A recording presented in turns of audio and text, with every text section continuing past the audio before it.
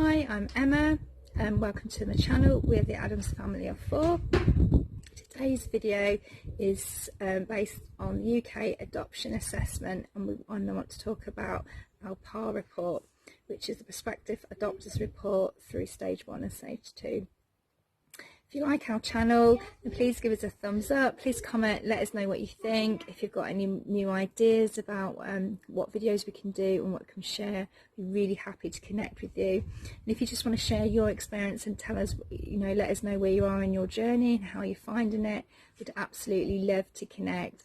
So please give us a thumbs up, please hit the little notification bell to follow us, because I don't always post regularly, but I seem to be able to do my shooting and my uploading on a weekend, so you won't miss out on me.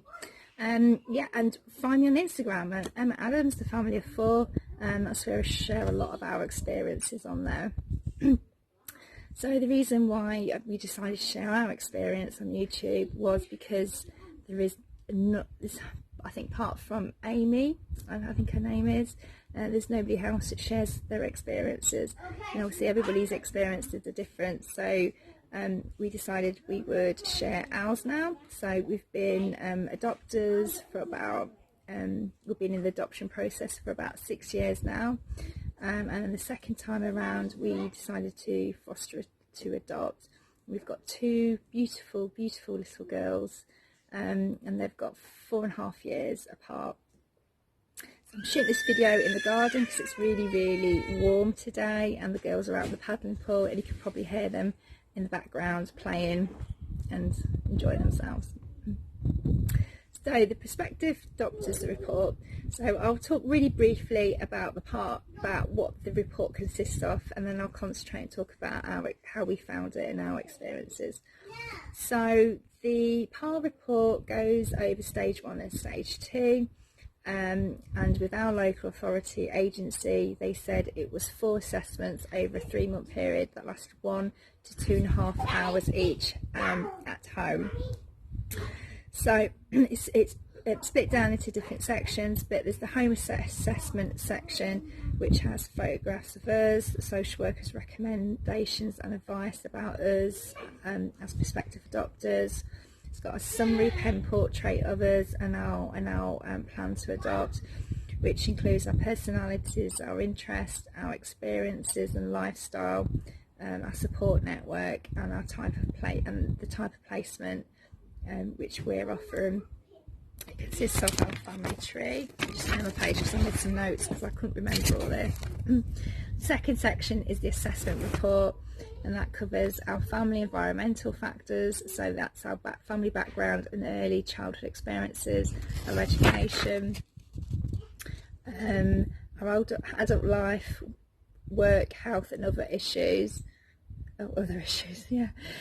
relationships and support network, home and financial and lifestyle. Then there's becoming adopters, so assess our adoptive parenting capacity, which is our motivation to adopt and our expectations, understanding needs of the adopted child and the adoptive parenting capacity. I have to repeat myself now. Okay. They're playing, can you hear them? A summary analysis of key factors, recommendation to panel, home and environment, and the preparation and training info. Also included is the police checks, the 3 referees report, and 1 is a family member, and the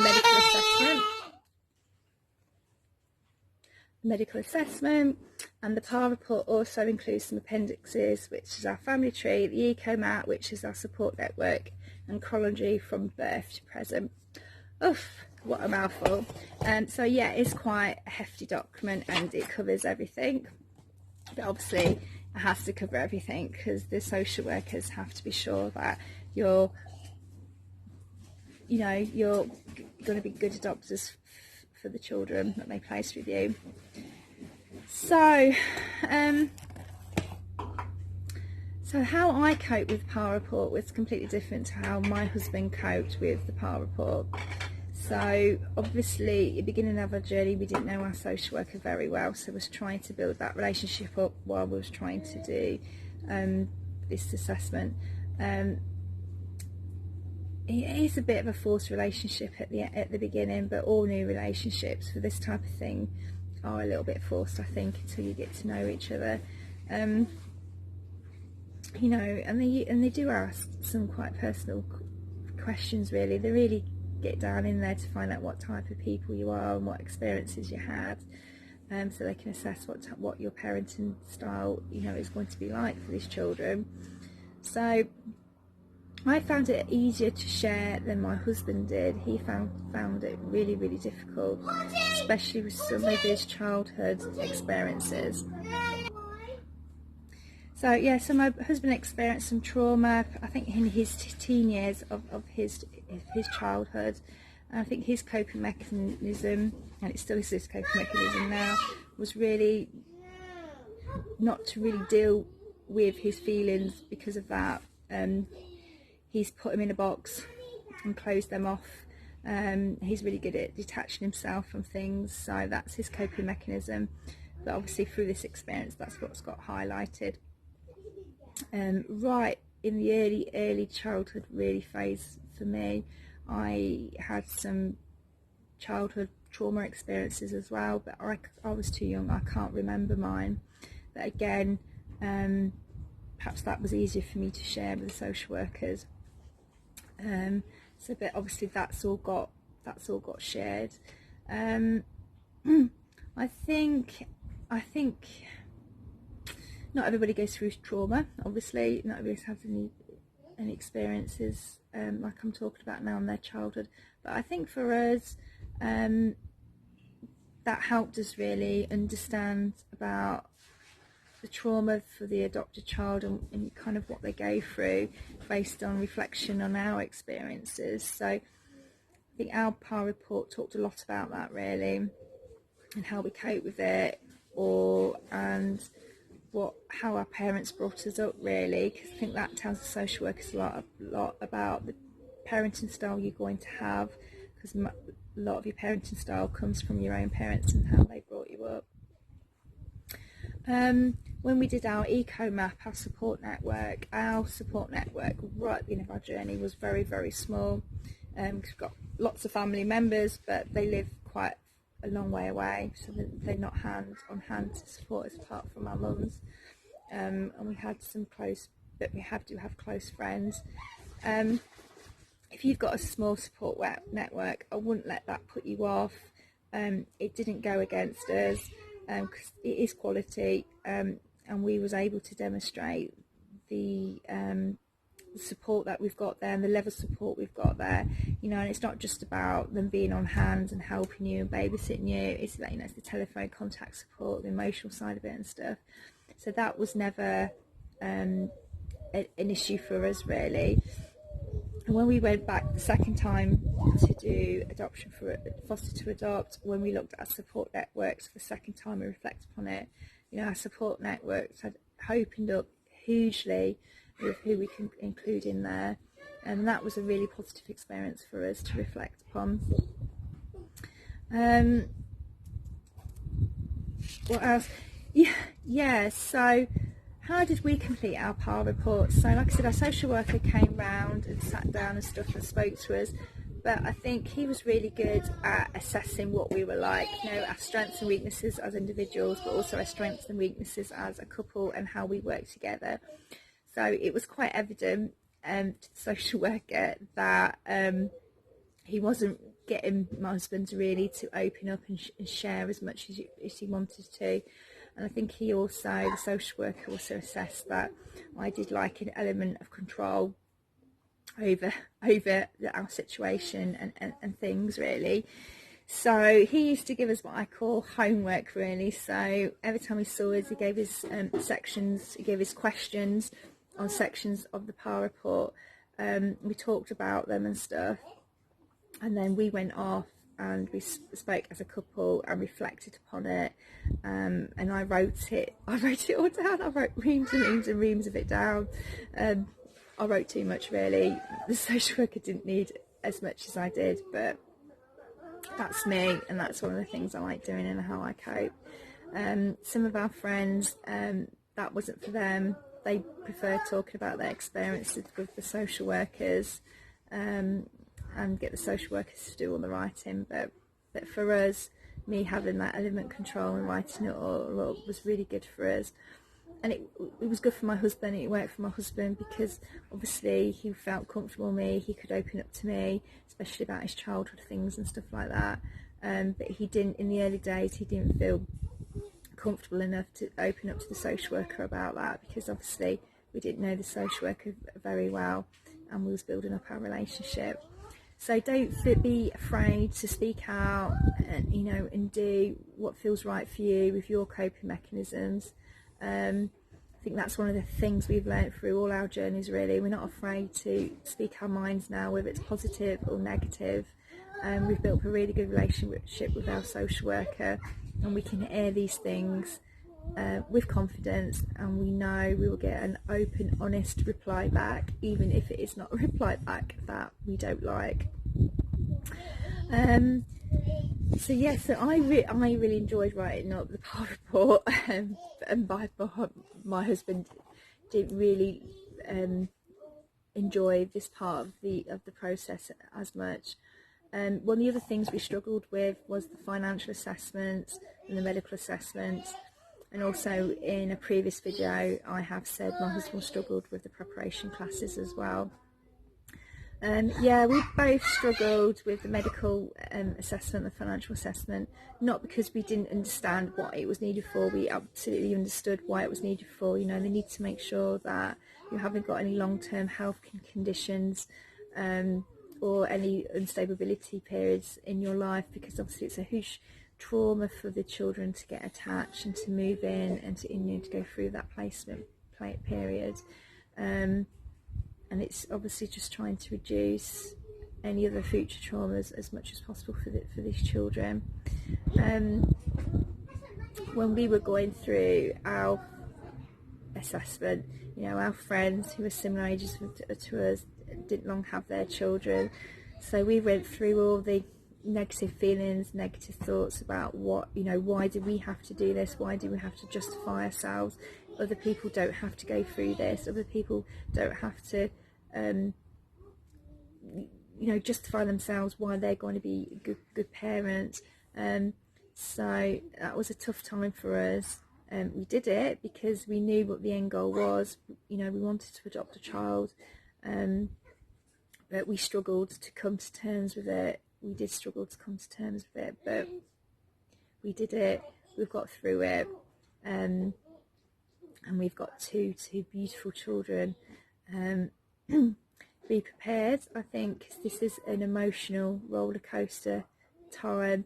There are lots of positives and highs, but there's also a lot of lows and a lot of things you don't necessarily will agree with, but kind of, you know, we did it, we coped with it, and we did it, you know, and you guys will too, you know. You know what things out. So the motivation to adopt and expectations. So we did talk about that with our social worker as well. So we adopted because we wanted children, and that was the option available to us, to be able to have children and build up our family. So we had no doubts in our minds we wouldn't succeed, we wouldn't have children. We're very, very proud of our girls and, you know, what we've been through. So we didn't know what to expect for adoption, how it was going to be, how we was going to feel, nothing. But the preparation classes were very good. You know, I don't know. So the preparation classes were very good because they obviously told us about the adopted child's needs, trauma, types of abuse, stuff like that. But at the end of the day, you know, who feels ready for parenting, whether they're your biological children or you've adopted them, who is ready really? You know, we always said to social workers, you know, how ready can you be? Who is ready to have children? You know, and you learn, you build up your experience, and you know, you learn as you go along and you make mistakes, but you know, that's how you learn to be parents and build up your knowledge and your skills and expertise. And that's the thought that we held through this adoption process, and learn as much as we could. And that's what we kept saying to the social workers. And I think the social workers really liked that, because we was open and honest. We definitely wasn't one of those that says, you know, we know this, we know that. You know, we was open and honest and says we don't know, but we will learn. And I think that's all you can do. So the preparation classes helped us to understand the needs of adopted child, and through the PAR report you talk about your childhood experiences, so the social workers do get a feel about what type of parenting style you're going to have. So I think don't be worried or scared about the PAR report. You know, be open, be honest, be relaxed. If you don't know, you don't know. Like, tell them you don't know, because we said we didn't know a lot. We honestly did. But by the end of it, we had a report that was, we felt, a good reflection of us, what type of parents we thought we would be, what we thought we learned, what we thought we were as a couple, for our strengths and weaknesses, together, independently, you know. And we went to panel with that. We couldn't have been more prouder, really, of the report that we did. Our social worker was very happy about it. So I'm sorry, this is a long video again. I do go on, but if you hopefully this has been helpful for you. The next video I'm planning on shooting is the approval and matching panels and our experiences, because for one of our approval panels we felt we had quite a unique experience which we wanted to share with you guys. So you're going to have ups and downs throughout your journey, so you know, just try and go with it, and relax and learn from it. You know, we've in all the time, all the worried, stressful periods, the periods of things, you know, we did that we didn't agree with, we've learned through all of that, and we've took that forward with us. So if you like our videos, please give us a thumbs up. Please hit that notification bell, because I don't upload regularly, but you mostly see me upload around the weekends. I hope this video has been okay with you, with the stopping and starting. As you can see, it's really nice today, so I'm out in the garden. The kids are playing in the paddling pool in the garden, so I've tried to make the most of the opportunity of them playing together and shoot this video. Please connect with me, drop me some messages down the bottom of this video and let me know what you thought, what you'd like me to share. Please connect with me and let me know about your experiences and where you are and how you're finding it. Because I would like these experiences to show you the positives of our journey, but also what we've struggled with, really, and how we've learned from them. So if you feel I haven't reflected much on the lows and what we struggled with, let me know. You can also find me on Instagram. It's Emma Adams and the Adams Family of 4. So I post a lot of photographs on there, like how we're getting on post adoption and stuff, so please connect with me there and just let me know how you guys are getting on. Big thank you to everybody subscribed with us, followed us, who's all supporting us, really. So just a big thank you, you're really helping us grow. Yeah, bye for now.